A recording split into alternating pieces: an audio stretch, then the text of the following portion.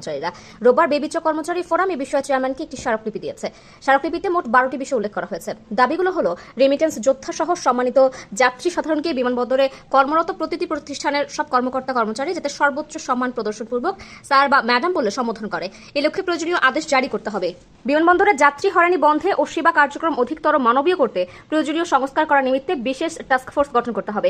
রাজনৈতিক ট্যাগ দিয়ে পত্র প্রেরণ ও তদবির সহ কর্তৃপক্ষের কাছে অবৈধ প্রভাব বিস্তার করেছে তাদের অনতিবিলম্বে চাকরি থেকে অব্যাহতি।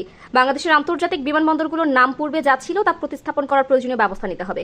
সৈয়দপুর বিমানবন্দরের নাম পরিবর্তন করে শহীদ আবু সাইদ বিমানবন্দর রাখার প্রয়োজনীয় ব্যবস্থা গ্রহণ করতে হবে। বেবিজকের যোগ্য কর্মকর্তাদের কর্তৃপক্ষের সদস্য পদে নিয়োগের বিধান চালু করতে হবে। নির্বাহী পরিচালক পর্যন্ত সিভিল এভিয়েশনের সব পদে কর্তৃপক্ষের অভ্যন্তরীণ কর্মকর্তা কর্মচারীদের পদায়ন নিশ্চিত করতে হবে।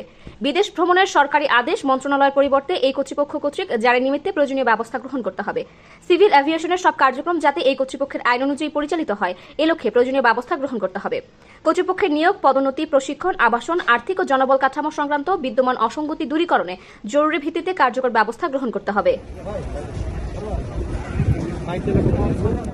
কারো কাছে স্বপ্ন পূরণ, কারো আনন্দের উপলক্ষ, আবার কারো জীবন পাল্টে দেওয়ার মুহূর্ত, কখনো জীবন বাঁচাতে সর্বোচ্চ গতিতে উড়ে চলা, কারো আবেগের শেষ মুহূর্ত, আপনজনের শেষ বিদায়ে শামিল হওয়া, এমন সব ইচ্ছে পূরণে সর্বনিম্ন ভাড়ায় দ্রুতগতির বাহন প্রবাসী হেলিকপ্টার। আপনার প্রয়োজনে যোগাযোগ করুন আমাদের হটলাইনে।